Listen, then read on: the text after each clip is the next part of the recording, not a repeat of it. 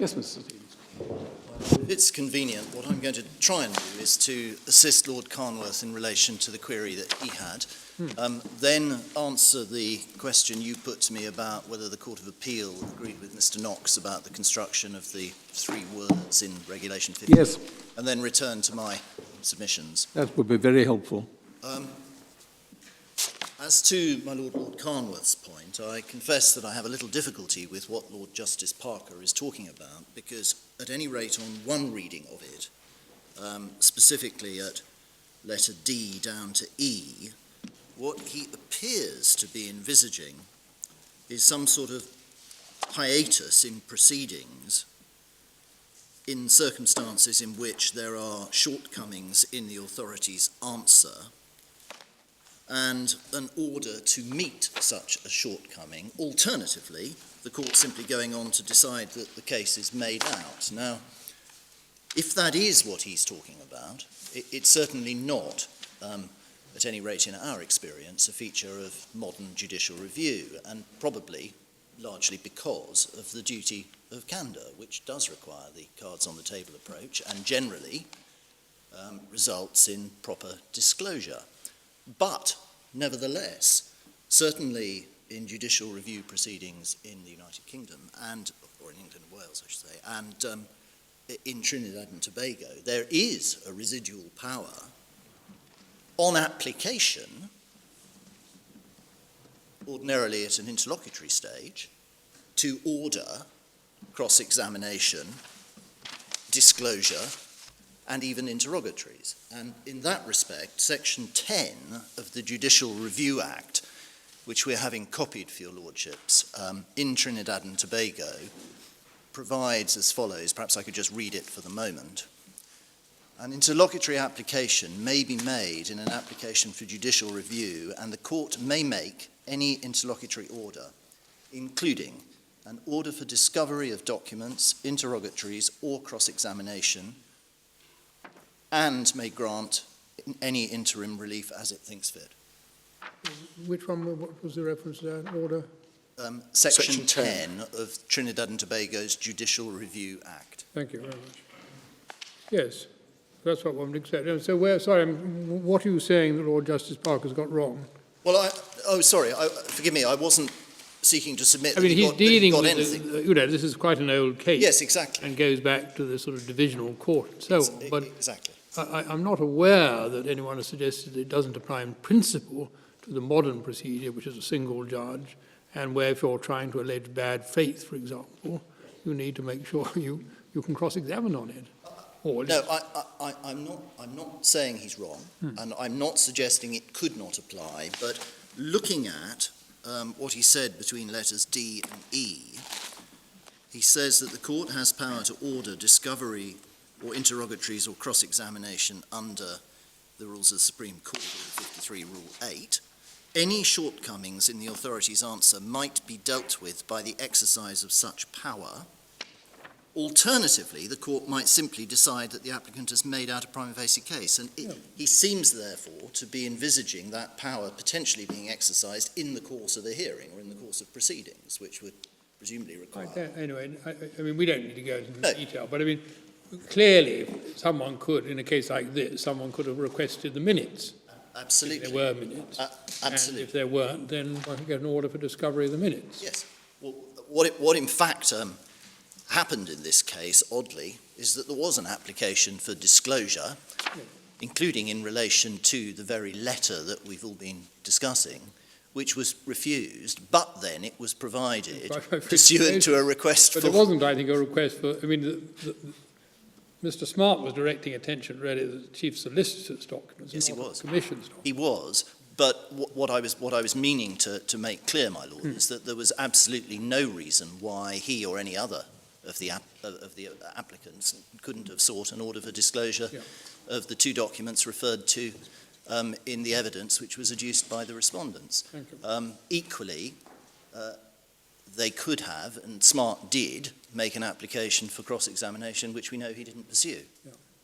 And there may be, of course, a judgment call involved on the part of an applicant. He may prefer to take his chances with making submissions on the paucity of the evidence. Yeah. One doesn't know.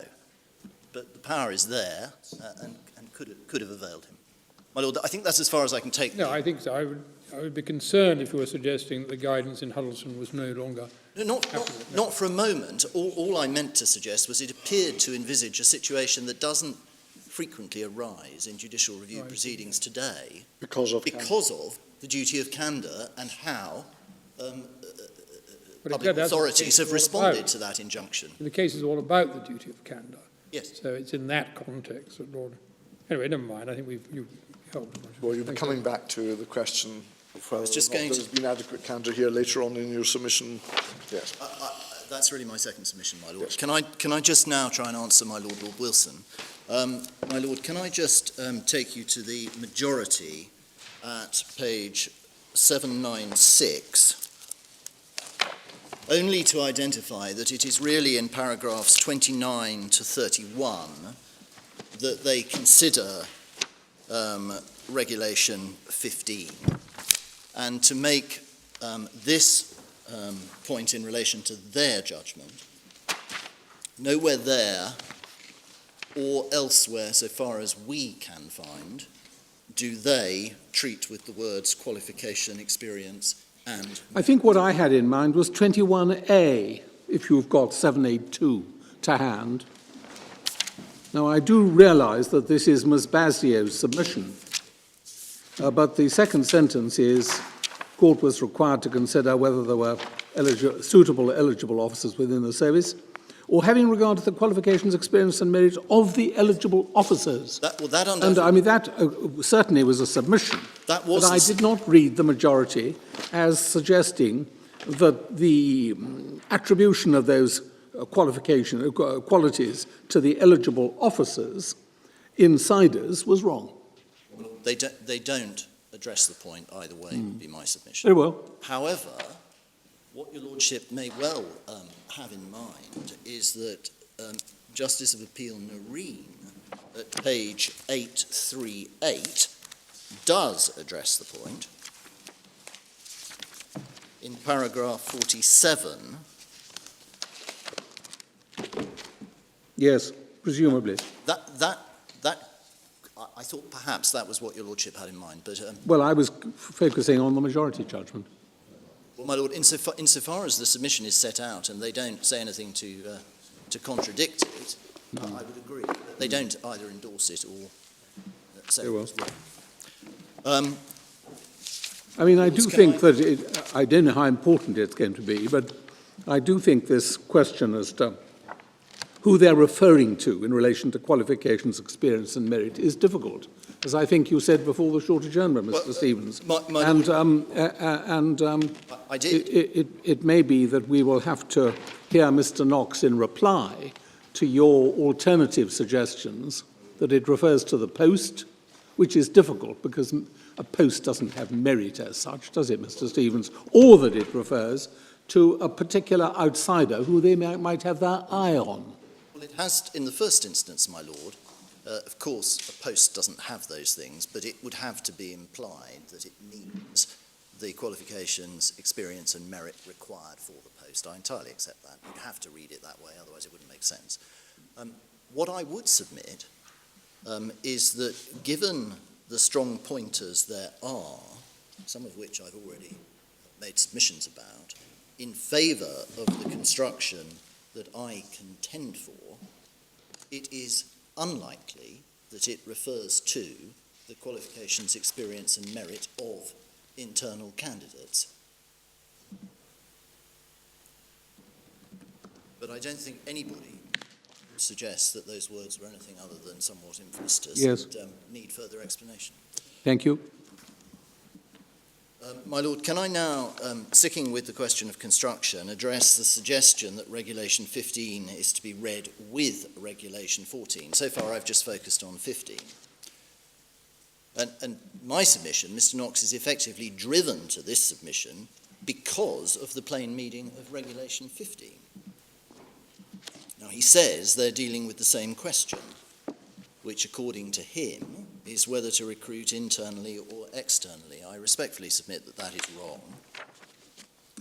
First of all, Regulation 14 is not concerned with the question whether to recruit internally, in my submission, but whether to recruit by a particular method, namely by competition. The circumstances in which that should be what occurs being two. First, when it's possible to do so, and secondly, when it's in the best interest of the particular service to do so, those being conjunctive requirements, both of which have to be satisfied. And, my lords, that, incidentally, is the very construction for which Mr. Knox's clients contended in their written submissions in the Court of Appeal. So if I could just take you to Volume 2, at page 655,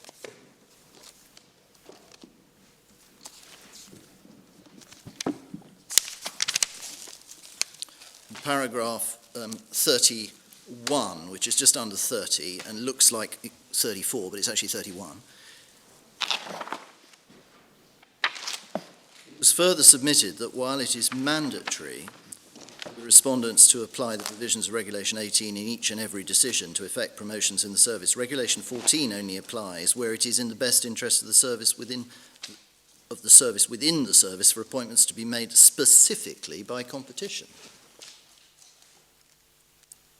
And in fact, if you look at page 664,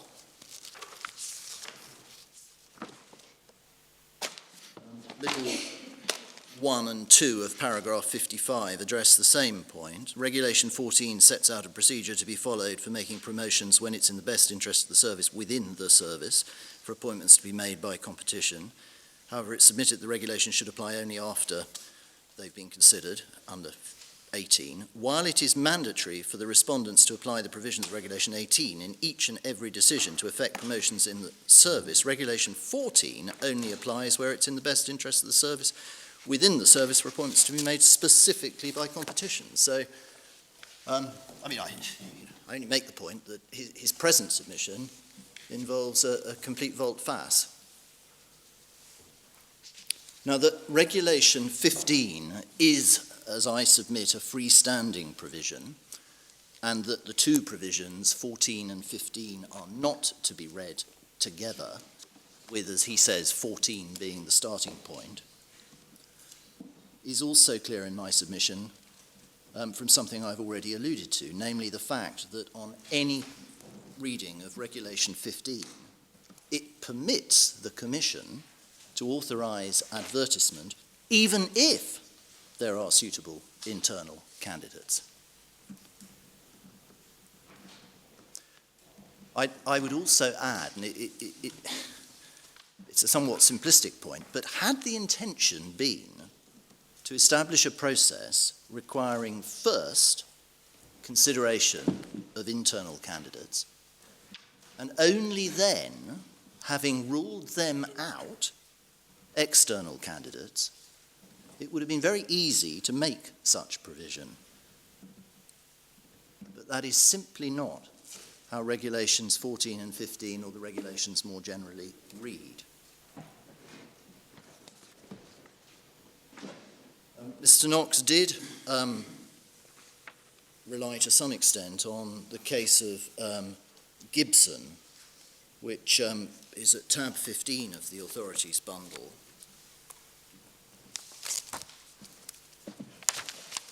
And the passage which he cites in his printed case but didn't take you to is at paragraph 16 on page 1891,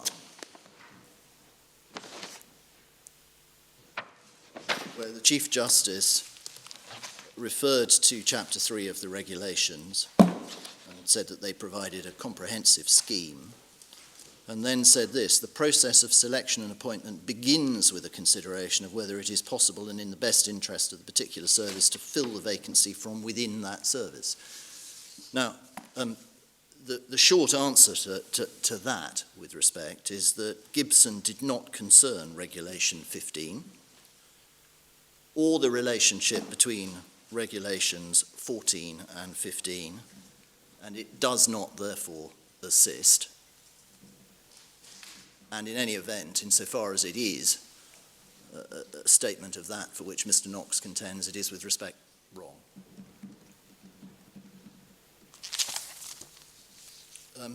My Lords, while I'm on Gibson, can I also invite your attention to another paragraph which addresses the point about Regulation 13.4. If you could turn up page 1887, please.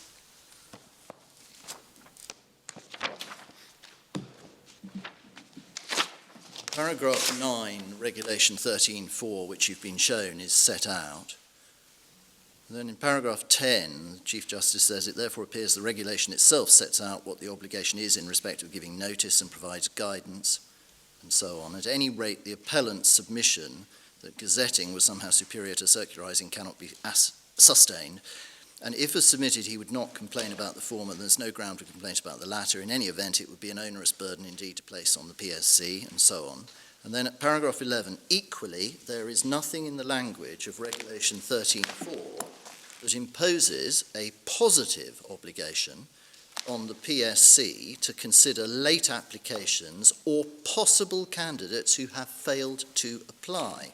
It merely provides the Commission with the option to do so, and I might add, without complaint of unfairness from those who have applied. To hold otherwise would make both the advertisement process and the fixing of deadlines useless. The administrative chaos that would result is self-evident. Well, my Lords, I would submit both that Section 13.4 has no application to an exercise under Regulation 15, and additionally would rely upon paragraph 11 of the judgment in Gibson, and as to that paragraph, make the respectful submission that it's right. My Lord, that deals with... Can I just yes. make sure I understand your submission? 13 requires there to be a circularisation in some form or advertisement of vacancies. Yes. 14, you say, relates to appointment to be by competition if two criteria are met. Yes. I mean, what would be the alternative if the two criteria weren't met? How would you appoint? I'm sorry, my Lord, it's me, but I don't quite follow the question. I'm trying to. You were saying that that 14 had been misconstrued because it was emphasising the importance of the appointment by competition. Yes. And I'm saying, well, okay, what is the alternative to appointment by competition? Well, my Lord, you could have a situation in which you have competition appointment merely by reference to 18. Well, what is the purpose of requiring the circulation under 13 then, if you just go straight to 18?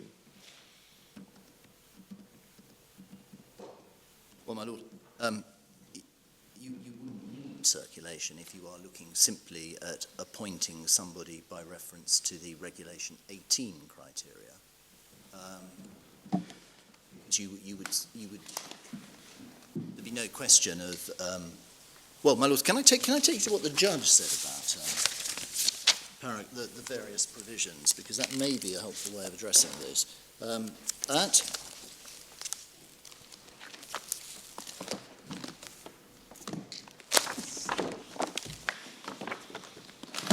Yes. Forgive me, my Lord.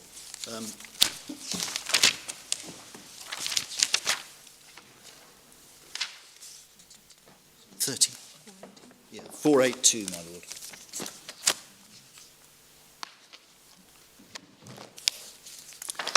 In paragraph 32, the judge addresses the various regulations as follows. It would seem to me, therefore, that regulations 14, 15 and 18 seek to address three different situations or types of appointments. One, where it is in the best interest of the service to make appointments by way of competition within the service, and it is possible to do so, Regulation 14. Two, where there is no suitable candidate or having regard to qualifications, experience or merit, it would be advantageous to secure the services of a person outside the service, Regulation 15. And three, where none of the conditions set out in 14 or 15 apply, and the appointments are of a routine nature by way of promotion, Regulation 18. Now that analysis is one that we would respectfully agree with. But what puzzles me is how that works, because if there's a vacancy, you're meant to let people know of the vacancy. Under 13. 13. Yes, you are. And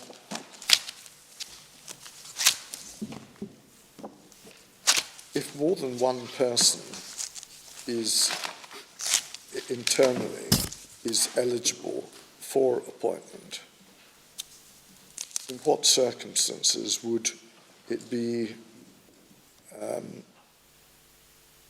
not in the best interest of the service to have a competition? And rather simply have the senior officer say, I have done a Regulation 18 exercise and I prefer so-and-so. It strikes me as a... No, my Lord, I do see the force of that. It strikes me as an odd...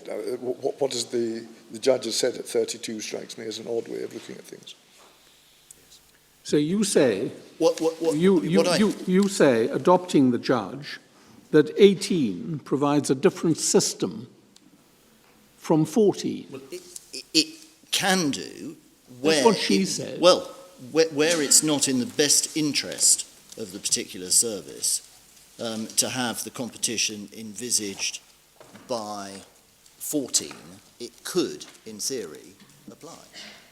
But where it is in the best interest, and it is possible, so there should be a competition, why is the competition not then regulated by 18? It would be, my Lord. I'm sorry, I haven't sought to suggest otherwise. Oh, I see. No, it would be. That was not my submission, my Lord.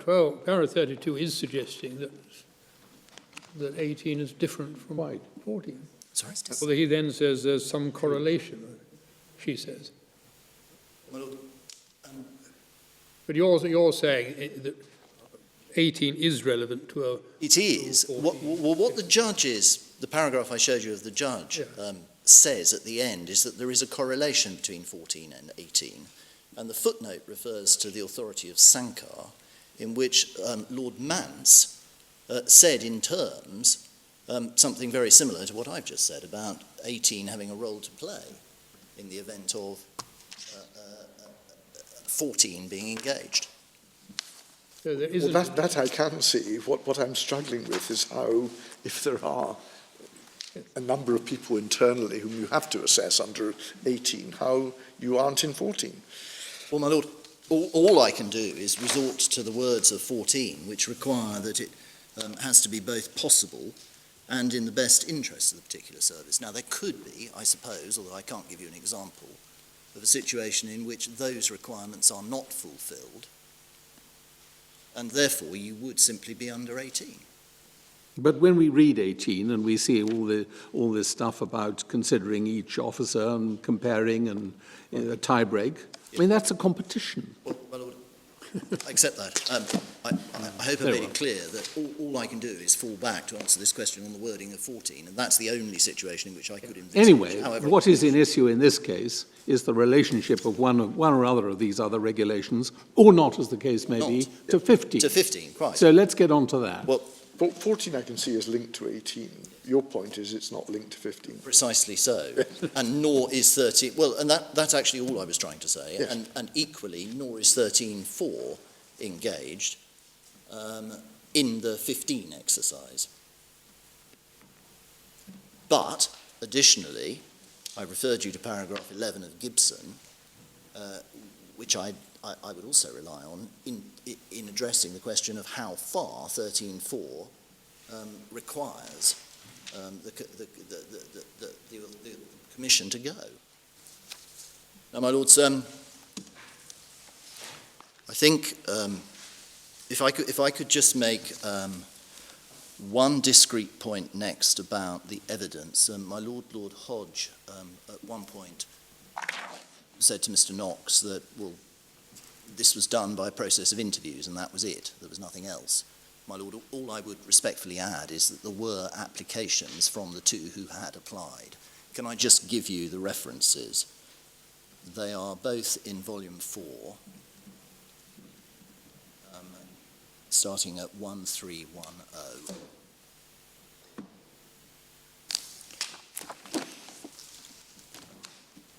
Can I now come Yes, to... there would have to be applications. Well, there would, but my Lord, they formed part of the material Yes. that would have been considered. Yes, of course. They set out, for example, the current position and various other details in relation to the applicant. But that's obviously only the case for Almarales and Smart, because only those two applied.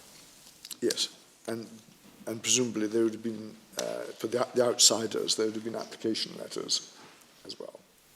I can only assume so, but I don't know, and there's no evidence telling us. It's hard to see how one could do it otherwise, but... Quite. Well, I mean, if it had only been Miss Roopnarine, one could possibly assume that she'd been deemed to have applied because of the correspondence that you've been shown, but there was another, Miss Mitchell, and she must have made some sort of application, but it's not in evidence. Thank you very much. Can I now... I'm going to be returning to the question of Regulation 18 and its mandatory application as between internal applicants, even if you've got a Regulation 15 exercise, but not just yet. Could I now just mention paragraph 29 of the Court of Appeal's judgment before moving on to the candour aspect of the matter? So, my Lords, paragraph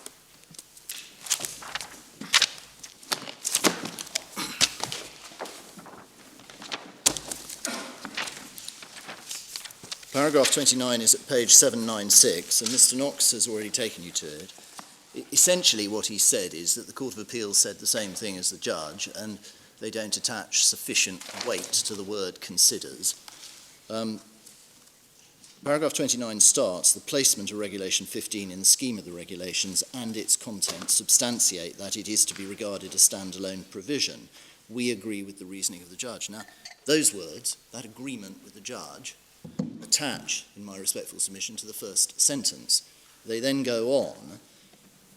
The use of the words where the Commission considers, in our opinion, does nothing more than confer a discretion on the Commission to decide.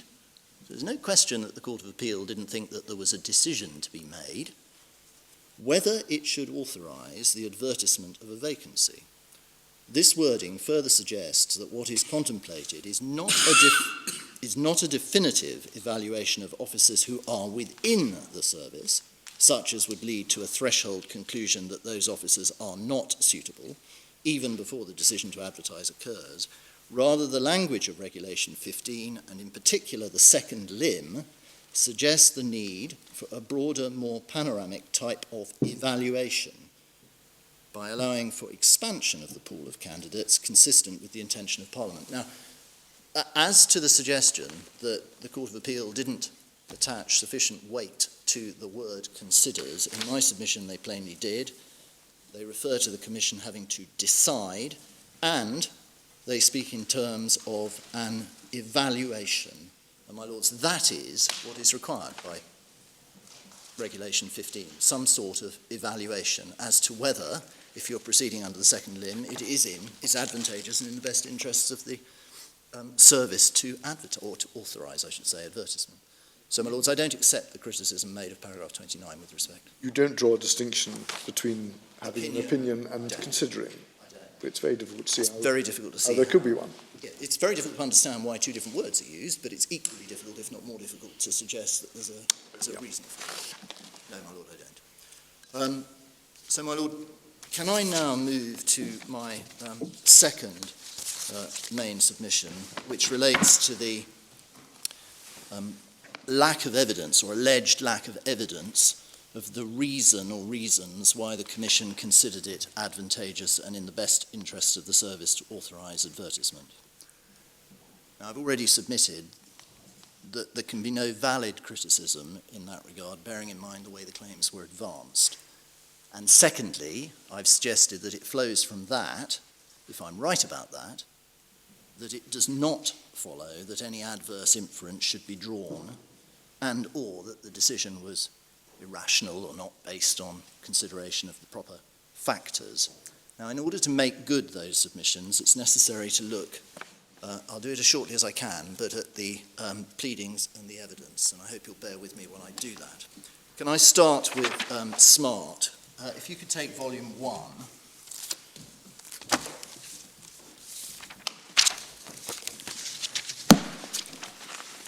The first thing just to note, if we look at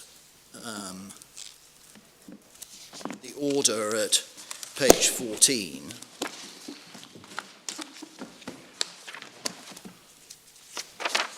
is that it refers in the first numbered paragraph to SMART's application for leave to apply for judicial review filed on the 6th of January 2014. We don't in fact have that. We've asked both our side and those instructing SMART, but we haven't been able to get a copy of that. So it's not in the record. What we do have at page 20 is his fixed date claim form, which followed the grant of leave. And at page 41, his amended fixed date claim form. Now, one can look, for present purposes, either at page 20 or at page 42, it matters not, for the decisions that he was challenging. Now, we've endeavoured, I'm certainly not going to read all of that out, to summarise those decisions that were being challenged in paragraph 22 of our case, which is at page 1554.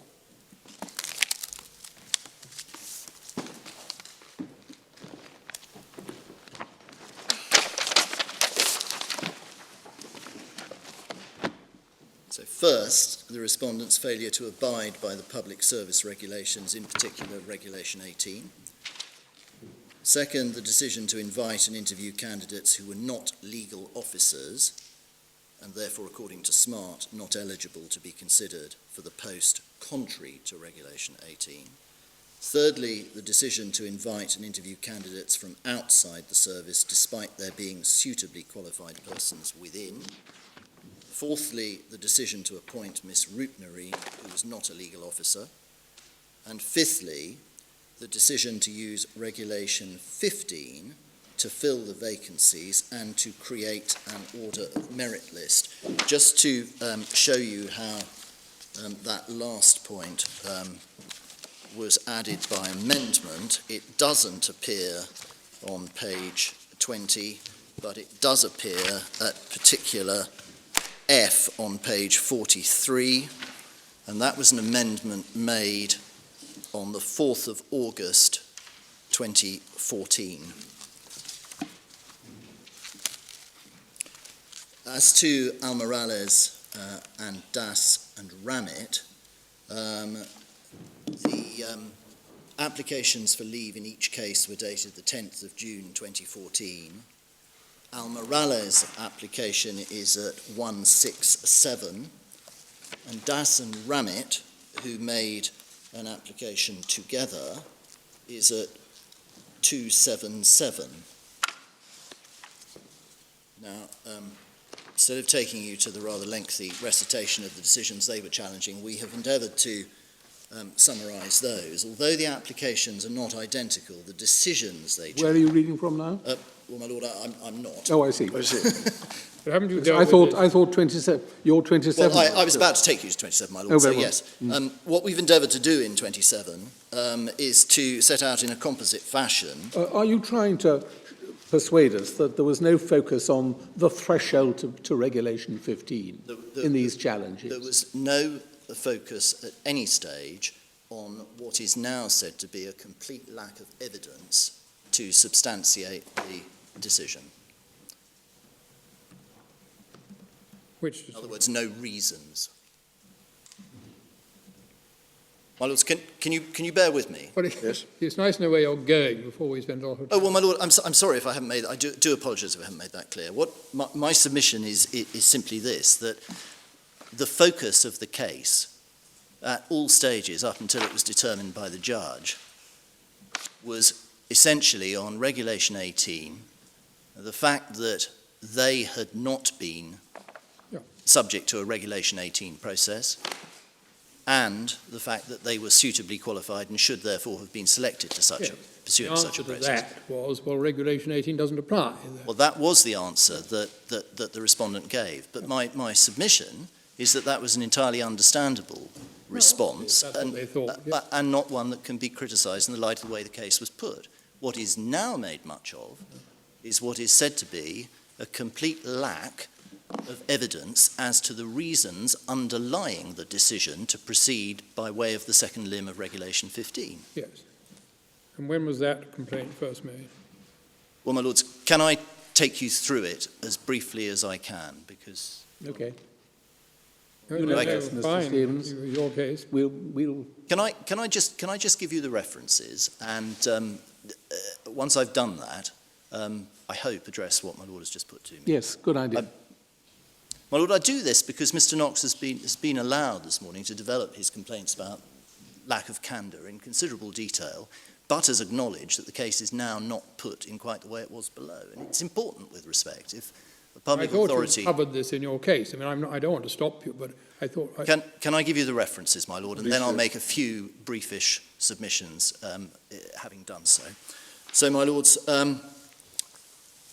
what I have said in my case, and I reiterate, is that the expectation underlying all the appellant's claims was that the Commission would fill the vacancies, as I've just said, by resort to Regulation 18 and by treating seniority as the primary criterion, and that they would therefore promote the most senior, eligible and qualified legal officer in the service. What I don't understand is why they treated the post as being a routine post, thereby making seniority the main criterion. Well, it's what they thought, my Lord. It's not what... I mean, it seems an astonishing proposition. It's not really a point for me to answer. It's a point for Mr. Knox, with respect. Well, I mean, it's the nature of the job they were doing. They had an expectation as time-served civil servants in this department to be promoted. They thought, based on their understanding of what had happened before, that that would be determined in accordance with experience and seniority. But the issue you're now addressing, which is what the challenge to the reasons Yes, for I am. adopting 15 at all, Yes. your point is that wasn't taken, Yes. It is. so you're proving it. Sorry, I'll let you go on with your Well, references. Okay. Well, can I just give you the references, because Mr. Knox has taken you to a little bit of the evidence, including part of Smart's affidavit, in which he says that the Regulation 15 complaint was raised, and I do need to address that. Okay. So, my Lords, just giving you the references, but staying with the pleadings, one can see that that was their focus variously from the following, and I'm not going to take you to them. Smart's statement of facts, page 52, paragraph 7, and page 56, paragraph 22. Almarales' application for leave, page 176, paragraph 18, page 181, paragraph 38, and page 184, paragraph 53. Then Das and Ramit, their application for leave at 295, paragraph 65. Now, their affidavits, likewise, reflected in my submission their pleaded cases in this respect, and to the extent that they did refer to Regulation 15 in affidavits filed after Miss Pyle O'Brady's affidavit, which referred to the reliance on Regulation 15, and after Smart amended to add paragraph H to refer to paragraph 15, their complaint nevertheless remained in my submission that recourse to Regulation 15 was not justified because they were suitably qualified and Regulation 18 should have been used. So there was still no change in my submission. I won't take you to all of the evidence. I will give you the references, if I may, and take you only to one of the affidavits I think that Mr. Knox did take you to. But so far as Smart is concerned, one sees that that's the way he put his case in evidence variously from the following. His affidavit filed on the 18th of February 2014, page 969, paragraph 22, 974, paragraphs 40 and 41, and 978, paragraph 56, and paragraph 57. Then his affidavit of the 26th of February 2014, at 991, paragraph 29. Then in his affidavit filed on the 4th of April 2014, 1007, paragraph 10, 1010, paragraph 15, and 1018, paragraphs 37 and 38. I then come to the affidavit to which Mr. Knox did, I think, take you, his affidavit in reply to Miss Pyle O'Brady's affidavit, which was filed on the 22nd of May 2014. And could I just ask you to take that up? It's in file 3. Okay. The first paragraph I'd like to look at is at 1032.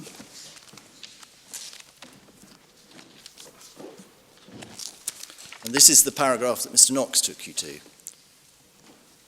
So paragraph 7 on 1032, the defendants are purporting to have acted upon the behest of the Chief State Solicitor and therefore employed the use of Regulation 15 only.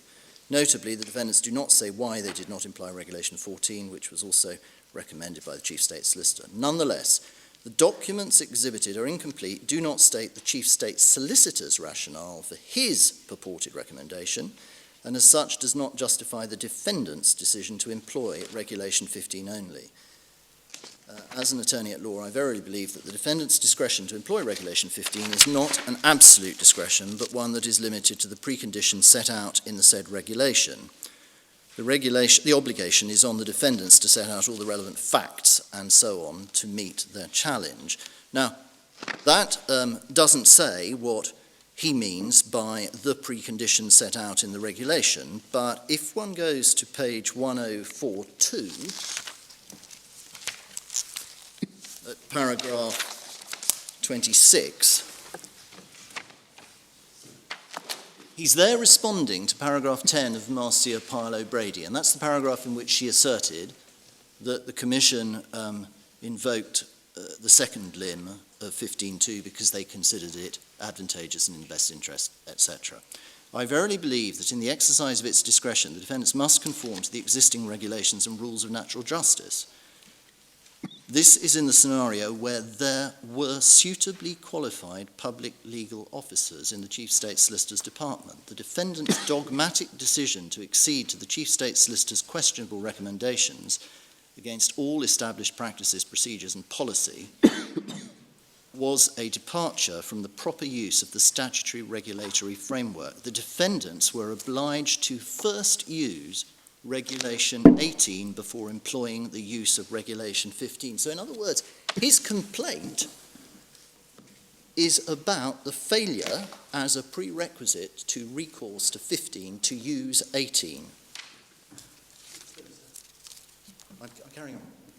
If we then go to paragraph 27, I verily believe that the defendant and the Chief State Solicitor do not have an absolute discretion in making recommendations to fill vacancies in the public service. The defendants are creatures of statute. As such, their authority to invoke Regulation 15 is limited to the precondition that there be, and he sets it out, in that service, which he underlines, be secured. The policy underlying Regulation 15 is plain. The whole purpose of the precondition provision was to insulate members and so on against external influence. The defendants have failed to establish that any of these preconditions existed to invoke their discretion to advertise and appoint under Regulation 15 as opposed to notify and promote under Regulation 18. This is particularly so as there is no evidence that any consideration was given to whether I am suitably qualified for promotion to the post. So that was the complaint. They failed to satisfy 15 because they've not put in any evidence to show that consideration has been given to the question whether he, Smart, is suitably qualified. So that was his focus. My lords, if we then go to paragraph 30, no, we don't need to go to that. Paragraph 37, though, at 1048, again, is where he puts his case, as I've sought to summarise. And then paragraph 41, perhaps you could turn that up, page 1050.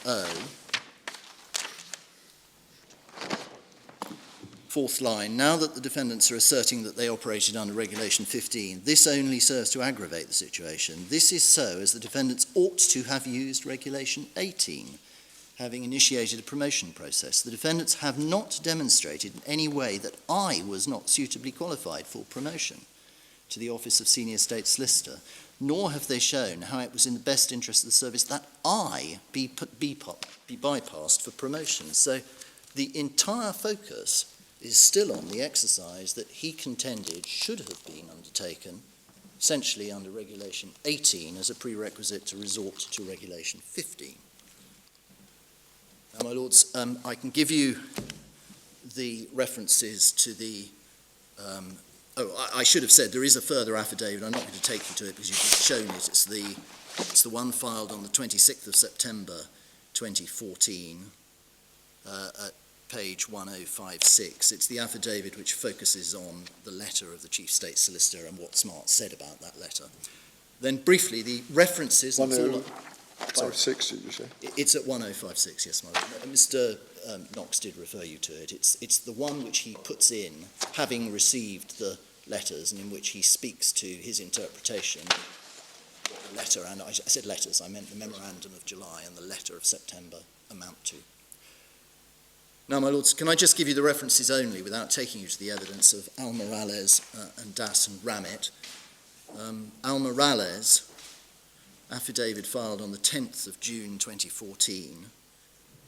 Could I just ask you to note, respectively, at 1073, paragraph 26, at 1078, paragraph 43, at 1080, paragraphs 50 and 52, and at 1081, paragraph 54.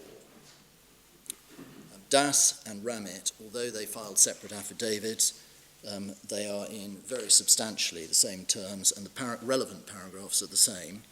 So, so far as Das is concerned, it's 1140, paragraph 31, 1142, paragraph 31, 1144, paragraph 36. Ramit, same numbers, 21, 31, and 36. Respectively at pages 1153, 1155, and 1156. Now, my lords, I apologise for labouring that, but that, in my submission, was the case which the respondents had to answer, and in my submission did answer through Marcia Pyle O'Brady, who explained, among other things, that the decision to authorise advertisement was taken on the basis of the second limb of Regulation 15, and explained that the exercise was not one in which promotions were being made from within, and that, as such, Regulation 18 was not applicable. So, if you like, her answer was a legal one. You're wrong, because we didn't have to invoke, rely on, or have reference to Regulation 18, because we proceeded under 15. And she explained which limb of 15. Now, for her affidavits, can I just give you the references? Because there are, in fact, slight differences between them, but essentially they say the same things. They're at volume 3, page 1020, 1091, and 1167.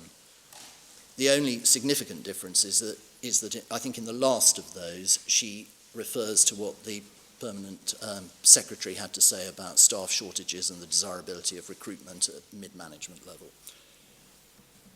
Now, my lords, it's instructive also to note, at least in this connection, the thrust of the submissions that were made both to the judge and the Court of Appeal. Because before the judge, the case that was advanced was that before authorising advertisement under Regulation 15, it was necessary first to determine by means of Regulation 18 whether there were suitable persons in the service to fill the vacant posts. Moreover, the submissions that were made in respect of the respondent's evidence were to the effect that it showed that the Commission did not do that, in other words, didn't conduct a Regulation 18 exercise, and they'd not put in any evidence to show that they had. So there was no complaint, such as the one now made, to the effect that the respondent's evidence did not disclose, for example, what factors were taken into account by the Commission in deciding to proceed under the second limb of Regulation 15. It was simply a different case. It was the pleaded case and the affidavit case that was advanced before the judge. My lords, one sees that from the transcript. I won't take you to the transcript, but can I invite your attention to pages 442 to 448 of the transcript of the proceedings at first instance, unless your lordships want me to take you to. No, we've made a note of that. We'll grateful. read those 6 pages in our own time. So moving on to the Court of Appeal. Court of Appeal, similarly, the thrust of the complaint was very much the same, with a slight gloss. So what was said was that before authorising advertisement under Regulation 15, it is necessary to consider whether it's possible and in the interest of the service to appoint from within pursuant to Regulations 14 and 18. So 14 is introduced. Reference? The transcript of proceedings at 729 to 731 and 739. Thank you. Now, my lords, I must accept that additionally in the Court of Appeal, the respondents submitted for the first time, but obviously well after pleadings had closed and after the evidence had gone in and that their allegation had been responded to, that the respondents' evidence did not show what factors the Commission took into account in deciding to authorise advertisement, and one finds that at 736. But again, as I've already submitted, and this is essentially my point, that was not the pleaded case, nor was it articulated in the appellant's affidavits, even after Marcia Pyle O'Brady's affidavits were filed, and nor did it form part of the appellant's submissions at first instance. And my lords, it's in those circumstances that I have submitted, first, that there can't be any valid criticism of any lack of detail as to the reasons for the Commission's decision to authorise advertisement under Regulation 15.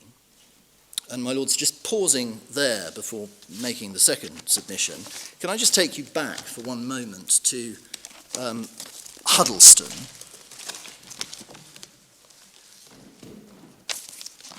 which is at tab 9 of your bundle of authorities, and simply underline something else that was said by Lord Justice Parker, just below what we were looking at before, at 1786.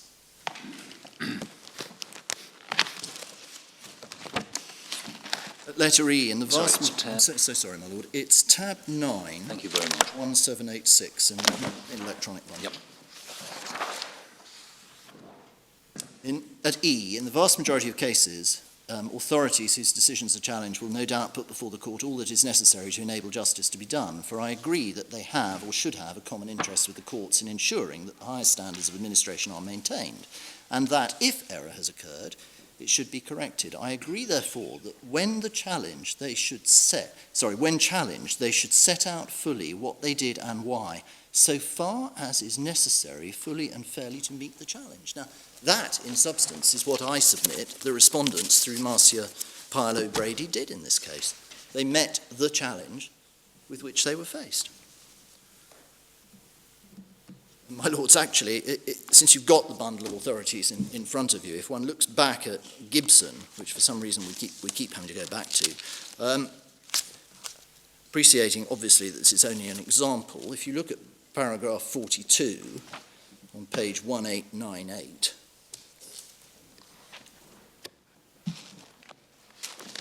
perhaps one starts at 1897 and just notes that at the end of paragraph 40, the Chief Justice says it's the last sentence of paragraph 40, one has always to consider what is the case that has to be met. And then if I can just go to paragraph 42, in fairness to the PSC, the issues that were raised by the appellant's application in this case focus not on the legality of the use of ACE as an overriding criterion, but on what he saw as his legitimate expectation, and so on. In those circumstances, while the affidavit of the DPA might have been more helpful on the issue of what was actually considered, that is not a fatal flaw in the context of this case. Well, it certainly isn't in this case, having regard to the way the case was put and answered in my submission.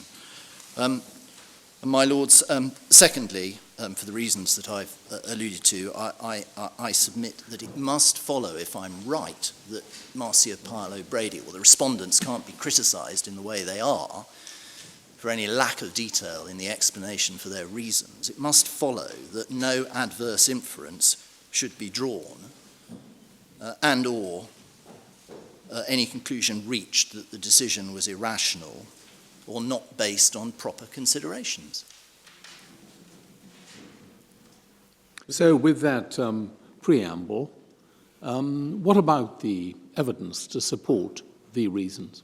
I'm now going to show you what there was, my Lord. Perfect.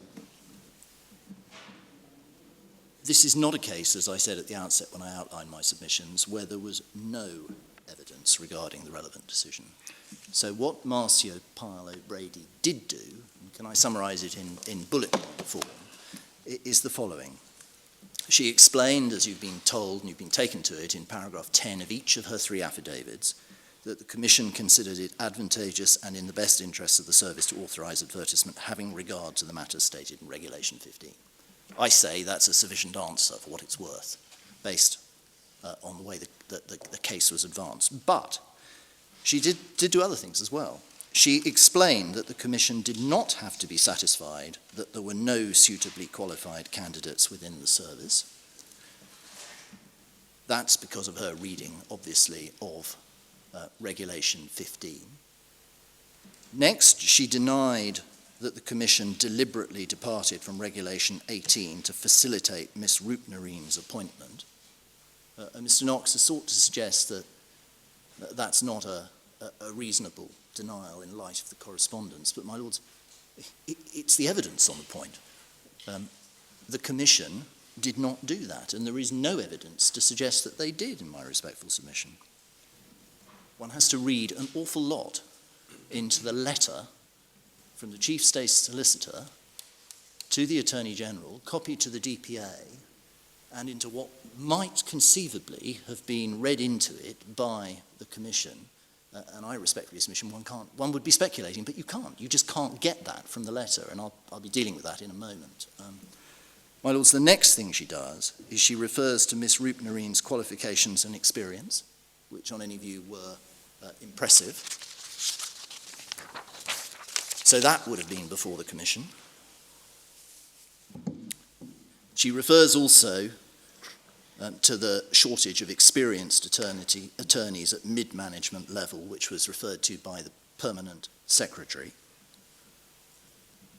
And as my Lady Black mentioned to Mr. Knox, there's obviously also the memo of the 25th of July, and she didn't refer to that, but it had been put in evidence by the respondents, and it was obviously before the Commission.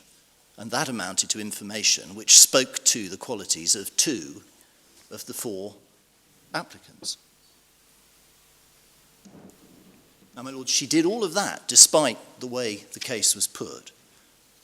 There was an application to cross-examine her, but it wasn't pursued.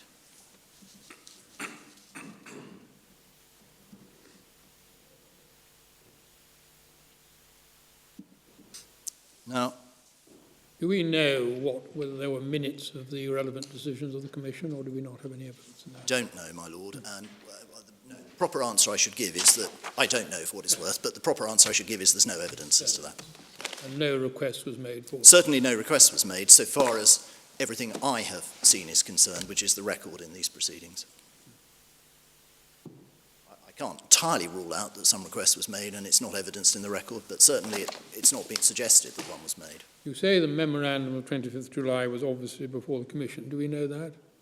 Well, my Lord, We know it was before the DPA. it was referred to in the evidence. I mean, she didn't elaborate on it, but it was referred We to. assume it was. So we can reasonably infer that it was, or Well, must the have. Court of Appeal has made a finding to that effect, has it not?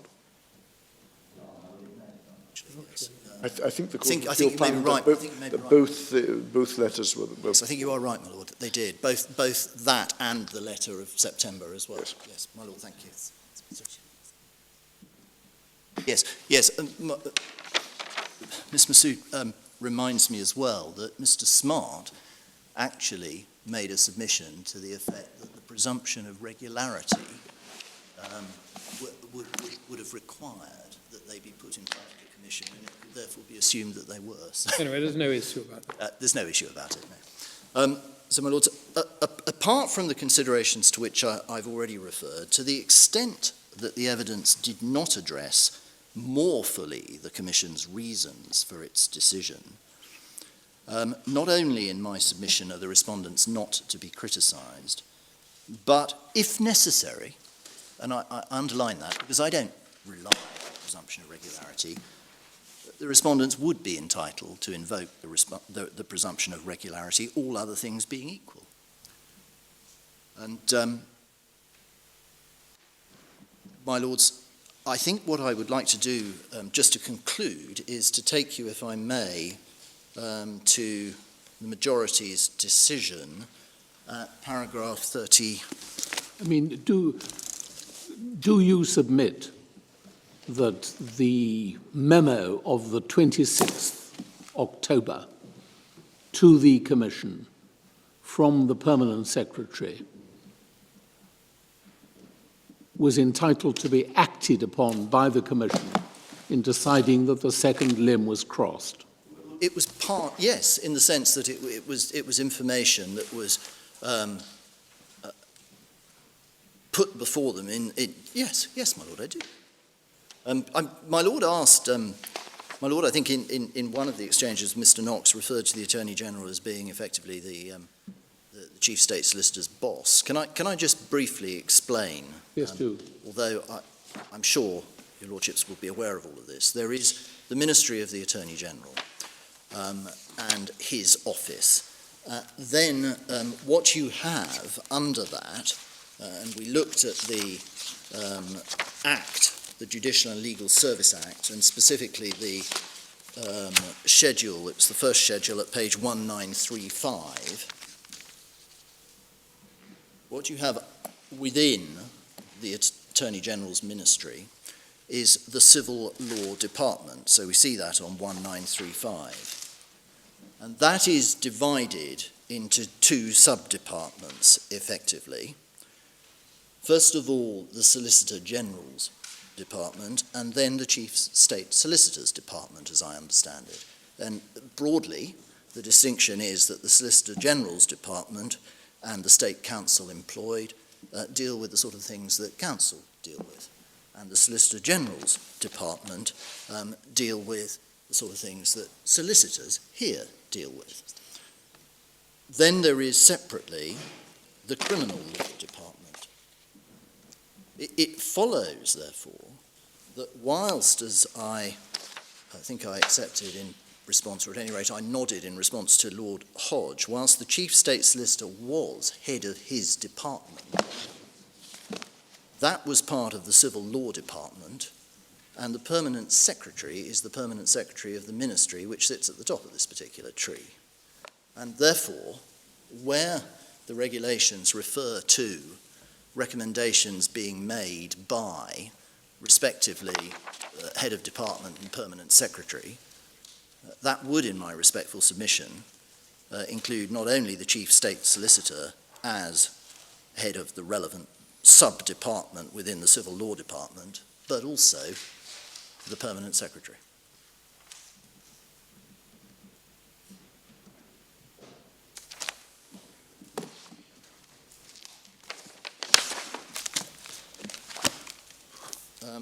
My Lord, I was going to take you to paragraph 37 on page 800 of the Court of Appeals, the majority's judgment in the Court of Appeal.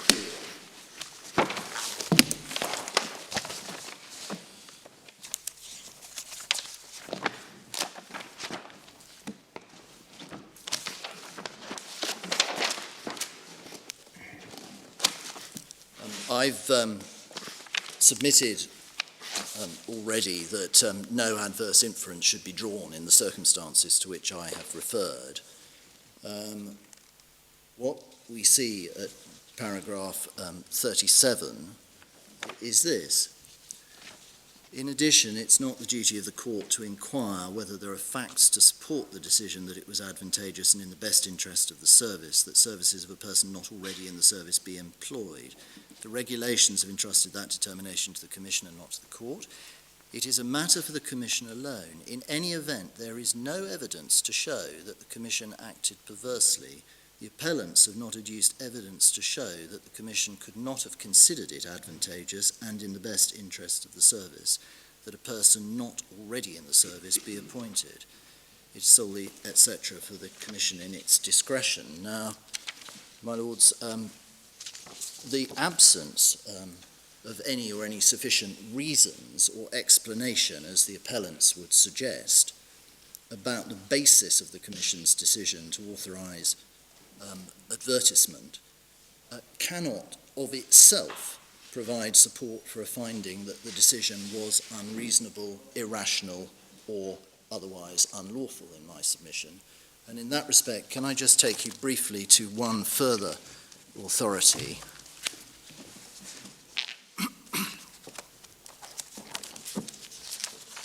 So in the authorities bundle, you have at tab 10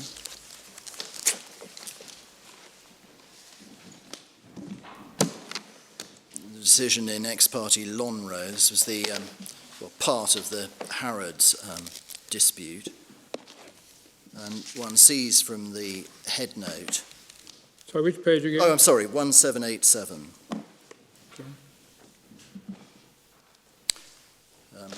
Picking up, it was about whether there should be a referral to the Monopolies and Mergers Commission, and picking up in the head note on that page, 4 lines under letter H, on the 14th of March 1985, before the acquisition had been completed, the Secretary of State for Trade and Industry announced that he decided not to refer the proposed acquisition to the MMC. In April 87, the Secretary of State appointed inspectors pursuant to a section of the Companies Act to investigate. Then dropping a few lines above letter B, on the 23rd of July, the inspectors submitted their report to the Secretary of State. By section 437 of the Act, had power to publish such a report if he thinks fit. He didn't publish it immediately upon receipt, but chose to submit it to the Serious Fraud Office. And then, my Lords, just dropping to above letter D, during that period, the Secretary of State received lengthy submissions from Lonro. He indicated his intention was to do so. I'm sorry, I should have read the bit above. There was a question as to whether it should be referred to the Monopolies and Mergers Commission. He indicated that his intention was to do so, and that the only question was the appropriate date for publication. On the 29th of September 1988, the Department of Trade and Industry issued a press notice stating again the fact that the Secretary of State intended to publish the report. It added that he would not do so while the SFO was considering it. On 25th November 1988, the Department reiterated the report would not be published while the prosecution authorities were conducting their inquiries. It also announced that although the report did indicate the existence of previously undisclosed material, the Secretary of State had decided in accordance with the advice of the Director General that a reference was not appropriate. Now, my Lords, could I just take you to one passage at 1801.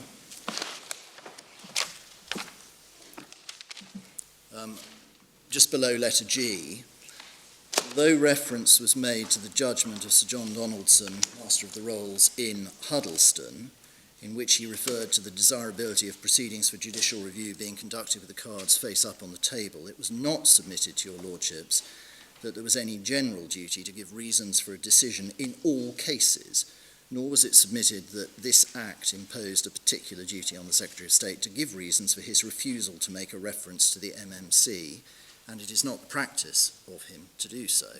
The absence of reasons for a decision where there is no duty to give them cannot of itself provide any support for the suggested irrationality of the decision. The only significance of the absence of reasons is that if all other known factors and circumstances appear to point overwhelmingly in favour of a different decision, the decision maker who has given no reasons cannot complain if the court draws the inference that he had no rational reason for his decision. Yes, This, self-evidently, it flows from what I've submitted, was not, in my submission, a case where the circumstances overwhelmingly pointed in favour of a different decision, or where the only reasonable inference could be that the respondents had failed to consider the requirements of Regulation 15. What Ms. Pyle O'Brady did was to state in terms that they decided to proceed under it because it considered that it was advantageous and in the best interests of the service. In the circumstances of this case, bearing in mind the way the case was advanced and the challenge that had to be met, that answer was, in my respectful submission, sufficient for all the reasons that I have given. So, my lords, that is my response to what I'll broadly call the duty of candour point. And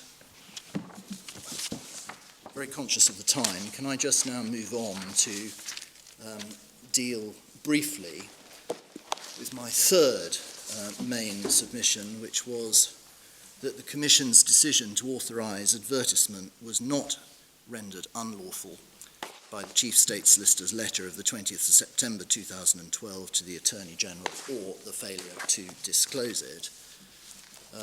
Now, my lords, in that respect, I don't accept with respect the characterisation of the letter of the 20th of September as an adverse document, that's the way it's put in Mr. Knox's case, or as damning, that's the way it's put in Smart's case. Nor do I accept the additional complaints that have been made today about it. In particular, I don't accept that the document in any way contradicted Miss Pyle O'Brady's denial that the Commission deliberately departed from Regulation 18 so as to facilitate Miss Roopnareem's appointment. All that letter did, so far as the Commission was concerned, was to speak in very favourable terms of Miss Roopnareem. Now, the majority of the Court of Appeal were rightly, in my submission, if one looks at paragraph 56 of the judgment, which is at page 812, far from persuaded that the Chief State Solicitor acted in bad faith or with any improper motive. Now, that's focusing on the Chief State Solicitor. So they were far from persuaded that he had acted in that way. And likewise, Justice of Appeal Nareen, although he did in paragraph 74, which is at page 852, allude to the inference, I quote, the inference of improper conduct of the Chief State Solicitor arising. It's paragraph 74 at 852. At paragraph 84, which if you could just turn it up, it's at 856.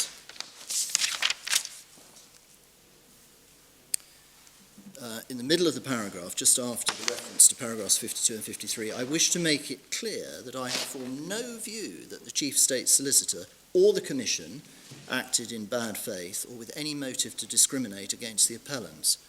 I am, however, of the view that the evidence suggests that the letter of the 20th of September was placed before the Commission, and this document had the potential to unfairly and improperly influence the Commission in favour of appointing Roopnareem.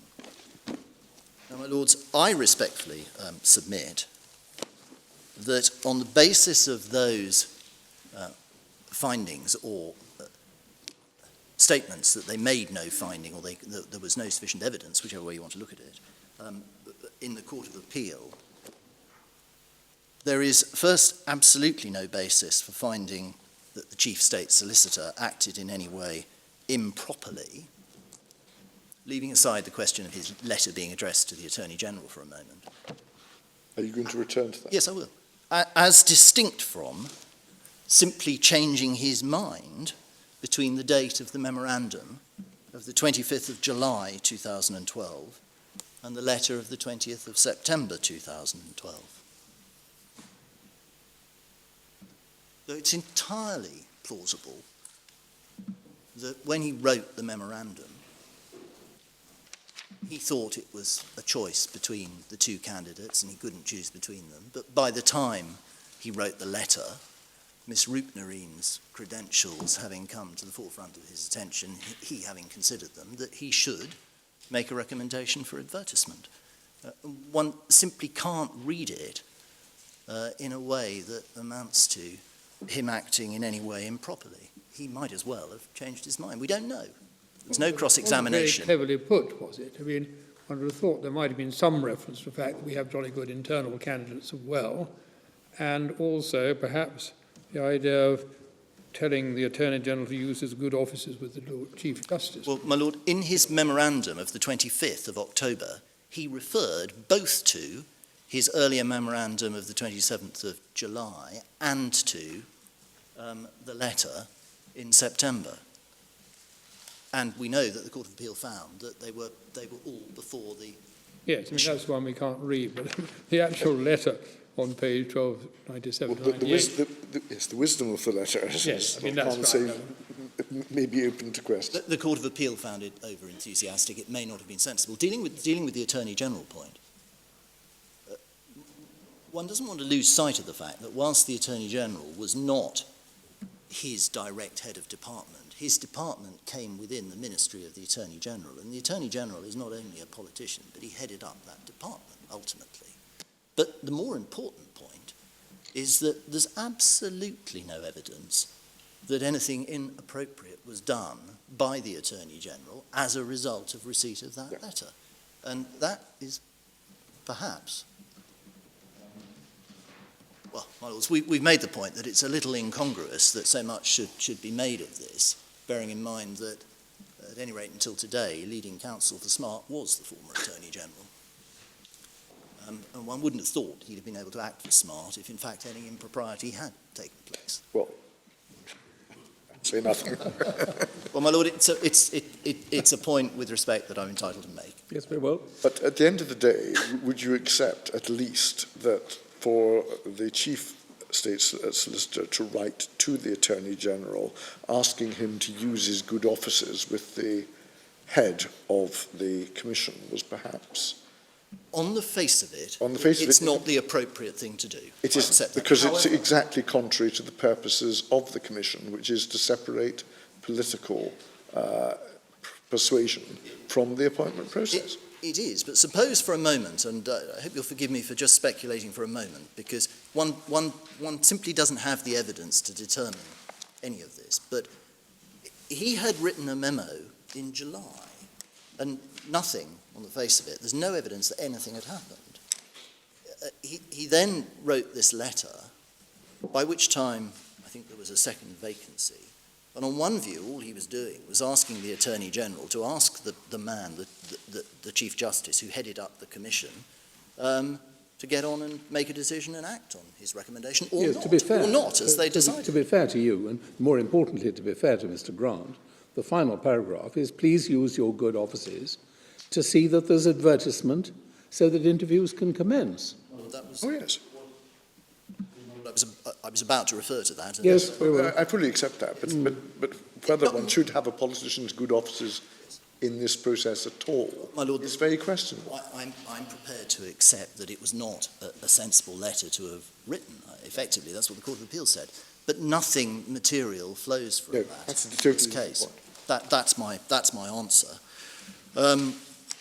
My Lord, and not least because, as I've said, I don't accept the complexion that is sought to be put on the letter, because taking that letter at face value, and making allowances for perhaps the over-enthusiastic language and obviously for the fact that it was sent to the Attorney General,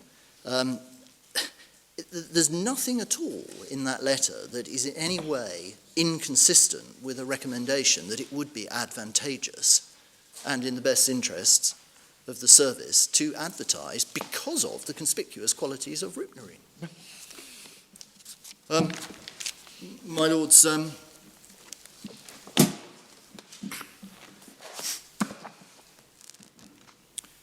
it follows, and I'll take this shortly, that I respectfully would embrace the Court of Appeal's finding that the letter, and really the letter was the high point, was quite insufficient to lead to the conclusion that the Commission's decision was in any way tainted. And you find that at paragraph 54 at, I think it's 812.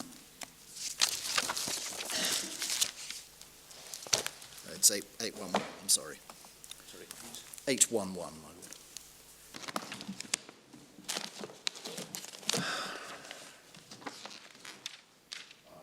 Lordships can read it for yourself. It's the first 4 or 5 lines.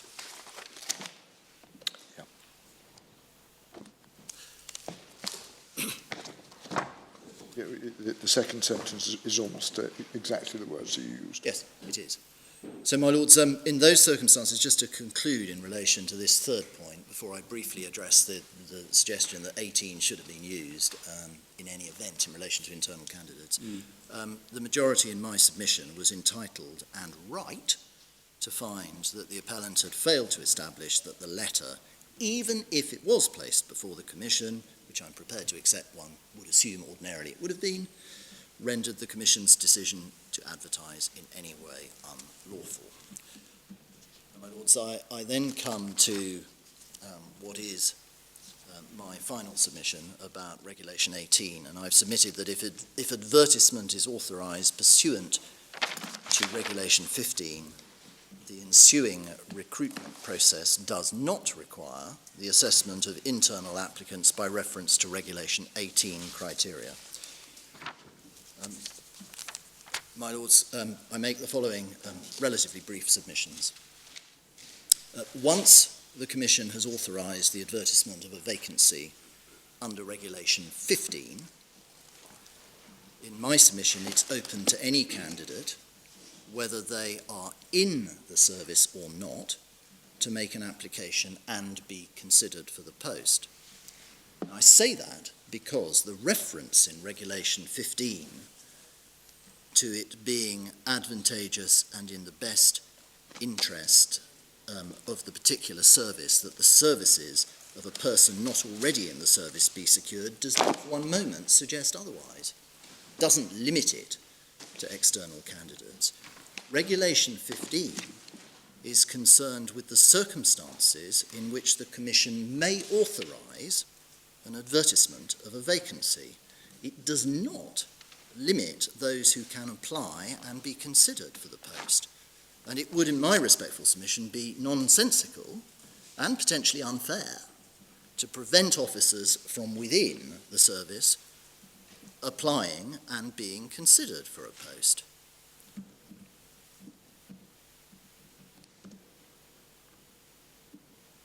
Now, in a Regulation 15 competition, officers who apply for the post do not fall self-evidently to be considered by reference to the requirements prescribed in Regulation 18. It's a completely different type of exercise to that envisaged by Regulation 18. And the rules which are specific to the Regulation 18 type exercise do not apply. That, in my submission, is entirely sensible, bearing in mind the aim of Regulation 15, because its purpose is to secure the services of someone outside the particular service. And as we've submitted in our printed case, a fortiori, where the second limb of Regulation 15 is relied upon, because it's considered advantageous to get somebody from the outside, it doesn't make sense, and it wouldn't make sense to use Regulation 18. It's a completely different exercise. Now, in circumstances where a vacancy has been advertised and an appointment is being made from amongst external and internal candidates, it follows that it would plainly be wrong to assess candidates both from within and without by reference to different criteria. And I submit it's wholly unrealistic to suggest, as the appellants do, that the Commission ought to have judged between internal candidates according to the criteria in Regulation 18 in such circumstances. Now, any suggestion that having ranked Rupnerine an external candidate first, and then 2 internal candidates, the Commission should have disregarded that order of merit established as a result of this process, which involved both internal and external candidates, and reassessed all the internal candidates to decide which one of them should be given the second spot, Rupnerine having got the first spot, is likewise unrealistic, and it would plainly be unfair to the second and third ranked candidates who were internal candidates. It would be tantamount to saying we've got 2 vacancies, we've conducted an exercise under Regulation 15, we've ranked one external person first, and then an internal person second, an internal person third. We'll appoint the external person to the first open vacancy, and then we'll tear up the order of merit, and we'll rank them by reference to the Regulation 18 requirements. Well, what in those circumstances would the 2 internal candidates who'd ranked second and third say? They would inevitably complain of unfairness. What if in response to the advert there were no external applicants, but only internal ones? How should the Commission proceed? Forgive me, my first answer is that's not this case. This is obviously a hybrid situation, and I haven't therefore turned my mind. No, very well. I should have. Without in any way conceding that this would.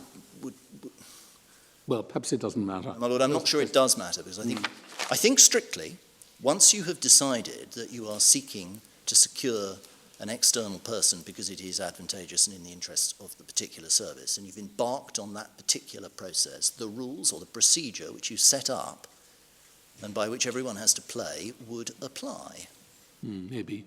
Okay, don't waste more time on it, Mr. Even if the answer is, in those circumstances, they should start again under Regulation 18, it's not this case with respect. I mean, in fact, the Regulation 18 criteria are like to be ones you consider anyway, aren't they? Well, except for this seniority point in relation to routine. Yes, I think there's reference also to reports and things like Yes, that, I which see. wouldn't exist in the case of the external candidate. Previous employment in the public service. There, Right. there are several, but there are others that would apply. There are others that would to apply. any candidate. But likewise, in a Regulation 15 exercise, the whole object of which is to secure some external person who may add some value, there might be other considerations that you would put So into I'm the pot. taking Lord Wilson's example where you don't get any external. Don't get, no. So you're simply dealing with internal ones.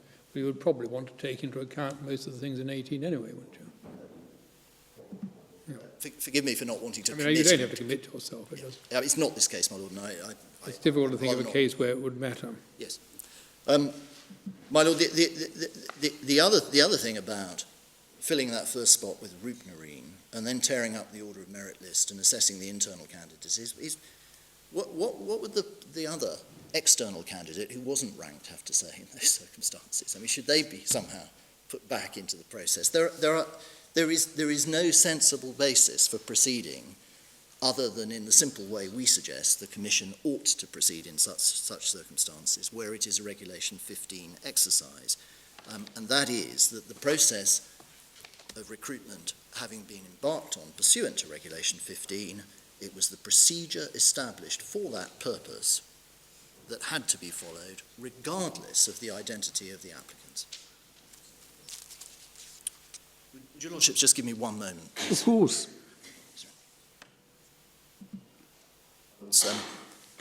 I think in the papers there's a reference to a section of the Interpretation Act, and of course we haven't got it.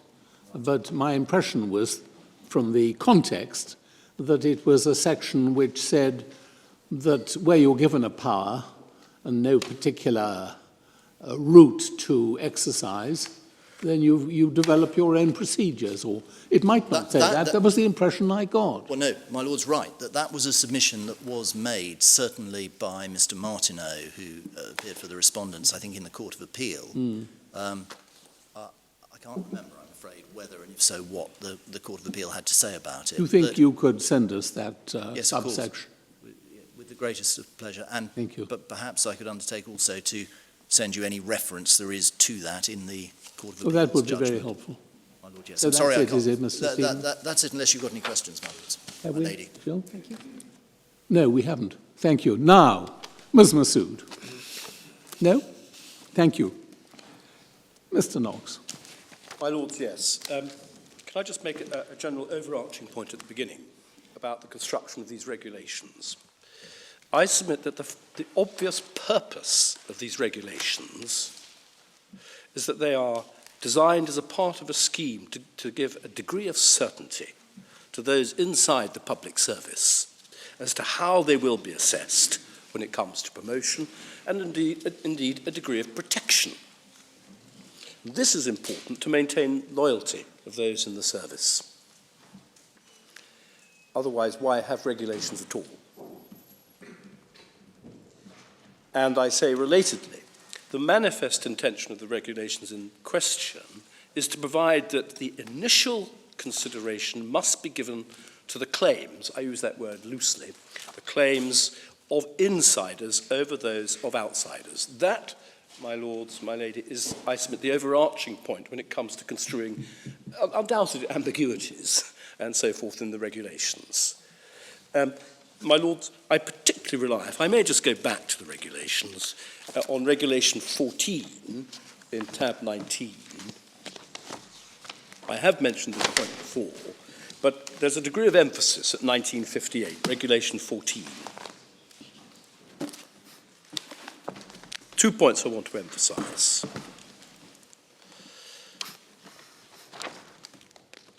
And that is, whenever it is in the opinion of the Commission, it is possible to do so.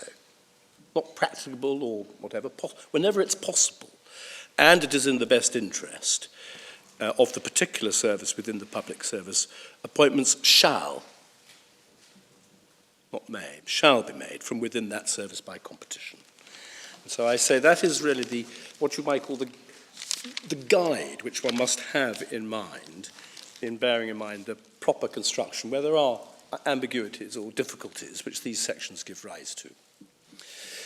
Can I first of all deal with the point about the words in Regulation 15, having regard to qualifications, experience and merit? In a sense, they're the troubling words in this case. I mean, they're the ones, if I can put it this way, about which there's argument, and one can see why, because they are, I think, as my Lord Lloyd Jones suggested, floating. What I say is this. First of all, you have to read Regulations 14 and 15 together, as I mentioned before, and you don't detach them because of the word competition in Regulation 14. That was one of my learned friends' submissions. I submit by competition is simply a reference to the fact that when you do assess insiders between themselves, there will have to be an assessment by competition in accordance with the rules in Regulation 18. That's all it's saying. And my lords, one gets that in particular from Sankar, which I didn't take you to, but I should just show you the relevant passage. It's at 1824 of the authorities, paragraph 17 and 18, where the point is, I hope I'm right in saying, is put very clearly. 1824. One can pick the passage up at paragraph 17, where Lord Mance says, what I imagine has become fairly obvious to your lordships anyway, the relationship, this is 1824, para 17, the relationship between these various regulations is not straightforward. And then he mentions the point about Regulation 14 involving a process of competition, and then he discusses the other regulations in paragraph 17, and a submission which I had made to the effect that Regulation 18 only applied to, quote, eligibility as opposed to suitability. And then in paragraph 18, It's true that the words can have threshold meaning assigned to it, and references made to other rules, but in the context of 18, the board has no doubt the word eligibility is the equivalent of suitability and relates to the final decision whether or not to promote. Otherwise, the regulations would contain no criteria at all regarding the basis for final decisions whether or not to promote. The board therefore agrees with the Court of Appeal that regulations 14 and 18 must be read together. Where a promotion is made to be made from within the public service, it should be by competition, but the decision which of the competitors to promote should be made in accordance, should be made taking into account the criteria of Regulation 18. And my lords, my lady, that I submit is the correct, as it were, reconciliation of whatever difference there may appear to be between 14 and 18. Yes, but the difficulty of separating 18 from 14 is absent competition. Is the superior officer simply going to make the selection on his or her own ipse dixit? But how can he do that, taking into account Regulation 18, which all presupposes that there will be some form of, whether you call it competition, some form of assessment as between the relevant officers? But does this help on the... I'm so sorry. Yeah. Does this help on the point about qualifications, experience and merit? Yes, it's a start to it, because I submit it follows that you don't read 14 and 18, you read 14 and 18 together. The next question, my learned friend says you read 15 as separate from 14. I submit not. So it's really just, it's a base point you get to. That doesn't directly, but it's the basis of the submission. My lords, just for your note, my learned friend had a bit of fun at my predecessor's expense by saying we'd made exactly the opposite submission in the Court of Appeal. In oral submissions, however, we got it, as I would say, right. Can I just give you the reference for what it's worth? Bundle 2, page 729, line 42, where we put the submission along the lines we're now making it. My learned friend also referred to Regulation 13.4 as perhaps giving rise to difficulty. I submit it gives rise to no difficulty at all. It just means if you don't, that in carrying out, quote, the competition, even people who haven't applied for whatever reason have to be taken into account. It may be in real life that you don't get anywhere, but you never know. You may only have two applicants and one who's very good who for some reason hasn't applied. So that's all it's saying. The next point I wanted to make is this. What do the words having regard to mean? I say it must be having regard to the qualifications of insiders.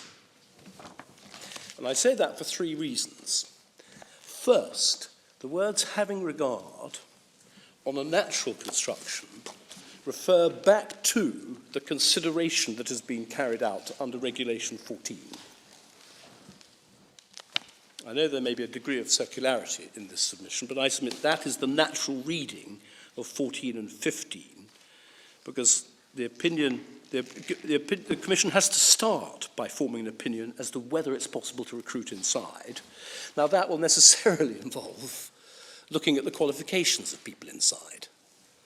And that, I submit, is what is being picked up in Regulation 15 by the free-floating phrase, having regard to qualifications. But why does it, I mean, I don't see why we're getting troubled by this. It's in qualifications, experience and merit are clearly relevant factors to take into account, whether of the existing candidates or potential future candidates. I say so one of the things you may be saying, well, we haven't got enough of the qualifications of this particular kind, so we want someone else to come. Yeah, exactly. But I do submit that these words are referring to the qualifications and so forth of the pool, of the current pool. Why? Well, it doesn't say the qualification. It just says these are factors. Well, you're going to give us three reasons. If I may, my lord. Yes. I say, the first reason I say is because it is referring back to the assessment in any event, which has to be done under Regulation 14. That's point number one. The second point I make is in the normal case, before any advertisement, you won't, one imagines, know of any specific outsiders. You might do, but in the normal case, one would imagine that there may be no specific outsiders known about. And therefore, in that, what I call normal case, or at least frequent case, the words must be referring to the qualifications and so forth of the insiders. Because, my lords... But you may know that you've got particular qualifications which you have gaps. Therefore, you're looking to fill them. You don't know whether anyone with those qualifications is going to apply, but that's the purpose of the advertisement. Well, my lords, I would submit the natural reading is qualifications, experience and merit would be, at the stage when you don't know what's outside, you look at the qualifications and so forth as a start of those inside. And then you might say, right, well, okay, I think we could do better, or whatever. But I submit that's the starting point. You look at those inside, and that's what this is referring to. Can I also make this point? Well, is this your third point, then? Yes, it's the third point. Yes, fine. That's the second point. I say the general premise, this is generally going to be used when there are no known characters, or frequently, when there are no known outsiders. And to make sense of it in that situation, I say it's referring to the insiders. Thirdly, if, let us say, as here, the Commission does know, it has to be the Commission rather than the service. My submission is a telling point, because the Commission often won't know. The service might. If, as here, the Commission does know of an outsider, it still, in my submission, has to have regard to the qualifications and so on of the insider. So they couldn't say in this case, right, Petrol Roupnerine is brilliant, we can forget all about the insiders. No, you still have to consider the whole lot, even if you do, even if this is taken as an authority to look at the qualifications of the outsider. Which I mean, when you look at 15, there's a reference on the first and second lines to candidates already in the service. Yes. There's a reference in the fifth line to the services of a person not already in the service. And it's really the question whether the words in the middle, qualifications and experience and merit, go back to the candidate already in the service or go forward to the person not already in the service. And one point might be that it's either or, and all this stuff goes into qualifications, experience and merit, all go into the or, which is dealing with the services of a person not already in the service. If you see what I mean. I do, conceivably, but... Why not both? I don't my lord, I'm not too discontent with both. Yes. What I am arguing... paragraph 18, paragraph 18 is talking perfectly clearly about the seniority, experience and so on of such officers. So that's perfectly clearly talking about people in the service and their qualifications, whereas paragraph 15 is talking perfectly generally about qualifications, experience and merit of anyone relevant. Well, but my lords, all I say is this. What I call my primary submission is you'll look at those in. But let's say you happen to know about someone who's jolly good outside. What I say then is you have to consider the insiders as well as the outsiders. You can't just say, as we say appears to have happened in this case, we've got a jolly good outsider, boom, let's do it. That, I submit, is not the right approach. You've got to consider the qualifications of those inside. And that's because you will already have done so under 14 in any event. It's a necessary part of the thinking to get to 15 that you've done it under 14. It all comes back to that point. Very well. And of course you can construe these conjunctively, disjunctively and so on and so forth. That's why I say it's important to bear in mind the purpose of these regulations. It would, in my submission, be strange if the protection which is intended to be given could be easily overridden just by saying, I know about this brilliant outsider, let's get him in. The next point I just wanted to deal with is my learned friend suggested that the majority of the Court of Appeal did hold that the relevant consideration, I think I might be wrong, but he did, I think, suggest that the majority did consider that the evidence showed that the Commission did have regard to qualifications, experience and merit. In my submission, that's not a proper reading of their judgment. Perhaps I can just take you to what their judgment says. If you go to Bundle 2 at 796, paragraph 29, you can see what the majority say. My learned friend took you to this. Sorry, page? 796, Bundle 2.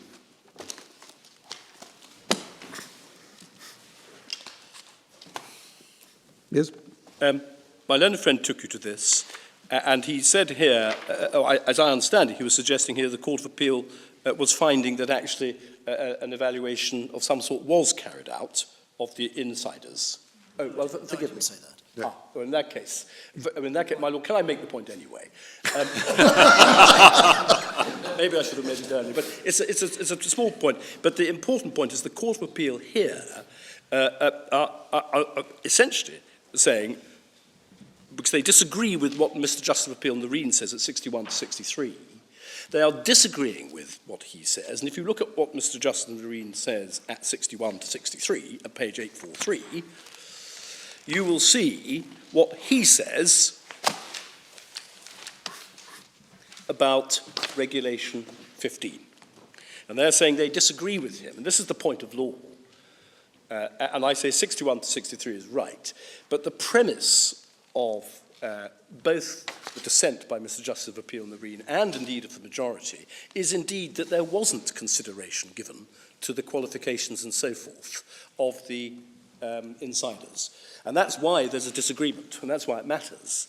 So I do say that when one's trying to assess, so to speak, what facts have been found below, and what facts, therefore, that your lordships should now proceed on, you should proceed on the basis that there is no finding by, or indeed, the Court of Appeal are in agreement that there was no assessment of any kind of the qualifications and so forth. Surely, when the Chief State Solicitor says it would be advantageous in the public interest to look outside for this post, isn't he saying, knowing as I do so well my juniors, the solicitors in 2 and the solicitors in 1, I know their merits and qualifications and experience. Nevertheless, I'm sorry, I think we should here be looking outside. Isn't that a judgment on their qualifications and their merit and their experience? No. In my respectful submission, no. There are two possibilities, and this is the problem in this case. One possibility is, I think we should go outside. There's this terrific person outside, and you don't actually consider whether the people on the inside would be perfectly all right for the job. You just go, I want to go outside. And that, if I may say, is exactly what the 20th of September letter suggests. Just let's go outside, because we've got this terrific person. It doesn't necessarily follow that anything approaching a proper evaluation has been made of the insiders, just because you say, I want to go outside. And I submit the purpose of this regulation is, you look at the qualifications and so on of the insiders. If I can give an example, the building case, you might not realise that actually one of the state solicitor too has got a lot of building experience. You just haven't looked at that. You've got to look at their qualifications and all that lot to see how good there are reports and so on. You have a look to see if they've got the necessary. That, in my submission, is the answer. You can't just jump. And that, in a sense, I know it's a narrow distinction, my lord, but it is an important one in this case. I just want to deal very briefly with how the matter was put. I'm conscious of the time, and I may be overrunning a tiny bit, but I don't forget Mr. Pennington Benton's got to reply. I do. I've spoken to him. And given him how many minutes? No, my lord, I hope no more than 5. If I can deal reasonably quickly.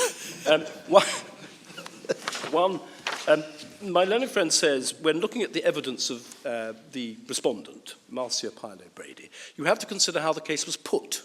And he says, bearing in mind how the case was put, you can see why she dealt with it in such, as I say, cursory way. Now, my lords, my first point is this.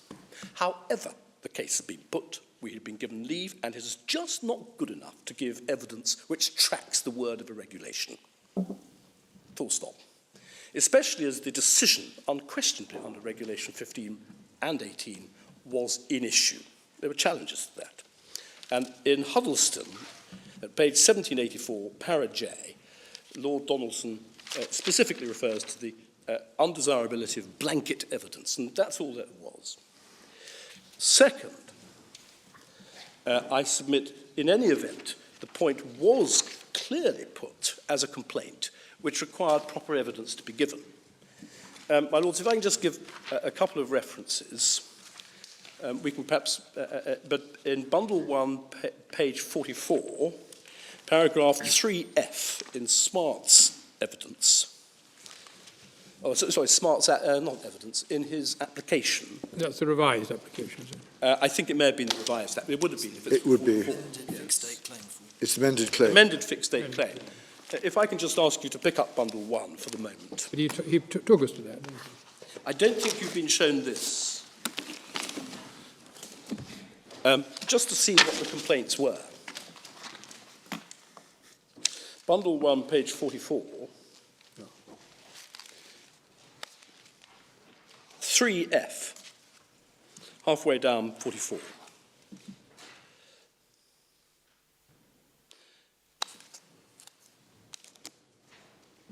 That, in my submission, is a plain attack on the use of the advertising process to go outside. And likewise, Mr. Stevens says it is a repeat of this refrain. Look, we were suitable, and that should have been the end of it. well, even, my lords, I accept in one sense, but the fact is it still required evidence from the respondent to say, well, this is what we did. He's putting in issue how the decision was arrived at. I mean, they're not challenging his suitability, are they? Though? Well, no, but what one would have expected is some evidence to the effect we did consider your suitability, but we thought, but we went under limb B, but what happened was this. We considered the suitability of all the relevant officers and decided it would be better to go outside. That evidence didn't come. We considered your qualifications. My lord, that is plainly raised, that issue, by that. But that's not raising it. That's seeking a declaration which flows from 1D on page 42, that Yes. the decision of the defendants in failing or refusing or omitting to abide by the regulations, in particular Regulation 18, by inviting outsiders, in effect. Yes. Well, my lord, I accept that maybe following on from it, but even so, I submit it's sufficiently putting an issue. How have you made this decision? And likewise, over the page 3.0, a similar complaint is made by him.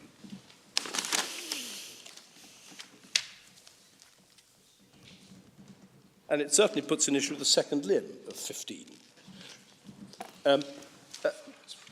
As far as Almarales is concerned, and indeed the others, but I can give you just a reference to Almarales, because they're in similar form. 182. Do they add anything? Well, no, but you can see how she puts it. They do add a little bit, actually. 182, paragraphs 41 to 44. This is Sorry, the claim. 182. 41 to 44.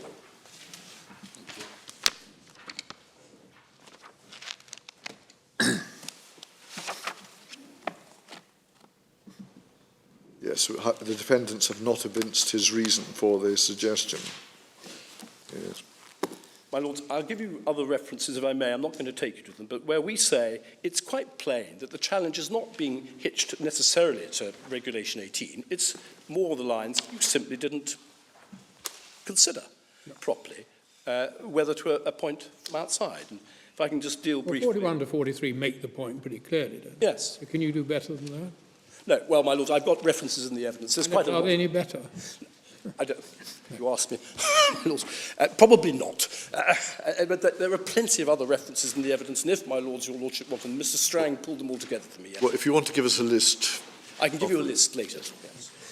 But we say it's sufficiently an issue for what you might call a proper bit of evidence rather than a conclusory evidence to be given.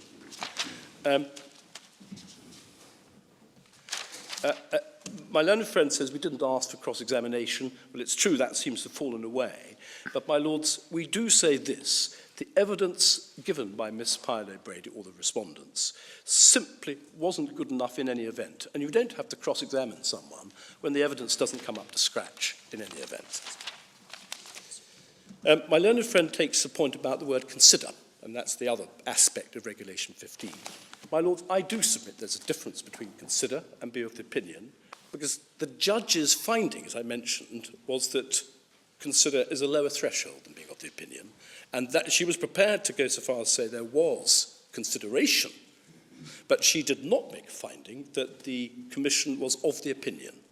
And she draws the distinction herself, and you can see why, because that was the evidence. My lords, that was how the point is put in the Court of Appeal too. They adopt her distinction between consider and be of the opinion, and they do not find that the Commission was of the opinion. And I submit, my lords, that's it. My lords, on the tainting point, I don't think I need to add. We simply do adopt the reasoning of Mr. Justice of Appeal Marine at 852.74 and 856.84. We say that is the right inference to draw. Bearing in mind, of course, my lords, my lady, the judge held that the relevant Roupnerine documents weren't before the Commission. And so, in a sense, the Court of Appeal has made what you might call a finding of fact as at first instance. Now, I know the majority is against me, but I say the minority is right. That's what it comes down to. Finally, on the Regulation 18 point, I think I've accepted Regulation 15 doesn't prevent, as it were, insiders also applying, even though there's an advert to the outsiders. I accept in practice it's difficult to see how they could be stopped. The big question is what rules apply between themselves when you have this sort of split in this case, when you have a 9-2 split. And my learned friend says it's impossible to work out what my construction would require. I say, au contraire. If no good outsider, if no good outsider is found, it's easy. You look at the insiders and you apply the Regulation 18 criteria between them. Of course, taking into account everything that's come out in the interview process. What if you found just one good outsider? Well, you just apply, you look at the insiders and you apply the Regulation 18 criteria again by reference to the interview and so on. But you will look at all the relevant material. And I submit, therefore, there's nothing unrealistic in our submission or difficult to work in practice where you have what you might call these parallel competitions. It's perfectly straightforward. But the one thing I submit you cannot do, and is not intended, is simply to say, right, well, we're now just going to bin Regulation 18. We don't have to look at all your personnel reports. We don't have to consider all the matters there. We can just treat the matter as tabula rasa. Sorry, to move into a different language. You can't. My lords, those are my submissions. I'm not sure. Thank you very much indeed, Mr. Knox. Mr. Pennington-Benson. I don't think I could follow that if I tried. My lord, forgive me, but I didn't say anything about relief. Could I, in 2 sentences, just say something about it? I'm very sorry. Of course you can. As to Mr. Knox's clients, he referred you to paragraph 96 of his case, and there are 2 suggested declarations set out at A and B. If you were against me and with him on those points, then I would not seek to argue that those would be inappropriate declarations, but obviously I resist them on the basis of the submissions I've made. So far as SMART is concerned, can I just say this in relation to what was said about damages? The damages claim is obviously not something your lordships could deal with, but in any event, it's pleaded in misfeasance. It would require a finding of bad faith. It is simply impossible, in light of the conclusions reached in the Court of Appeal, for Mr. Smart to get home on that basis, and therefore there could be no question of damages in any event. If I were wrong about that, and if you were otherwise with Mr. Smart, the only possibility would be to remit. There would be difficult questions to be considered, not least because he was subsequently promoted. So, it would be an issue that would have to be considered by the judge. My lords, I'm sorry I omitted to do that, but I've done it now. You don't want to come back on that, I don't think, do you, Mr. Knox? No. Mr. Pennington-Benton? No. Well, we're very grateful for your submissions, and we'll take time to consider our judgment.